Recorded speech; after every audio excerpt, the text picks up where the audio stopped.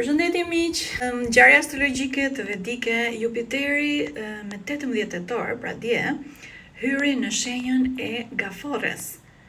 Ky është një lajm i mirë sepse Jupiteri ndihet shumë mirë në Gafores, madje i lartësuar, dhe ka pritur që të jetë në Gafore prej 12 vitesh. Jupiteri na sjell shumë benefite. Na sjell shumë gjëra të mira, na mëson se si të bëhemi më të zgjuar, dituri, na bën më filozof, na bën më logjikshëm, na lidh me hynoren. Jupiteri pra nga 18 tetori deri në 6 dhjetor do të jetë në Gafore, kështu që këto 2 muaj pra duhet i përdorim më mirë. Njerëzit do të jenë më të lidhur me familjarët e tyre, njerëzit do të kalojnë më shumë me familjarët se sa me celularet e tyre, apo siç ndodhi kur ishte Jupiteri në binjak.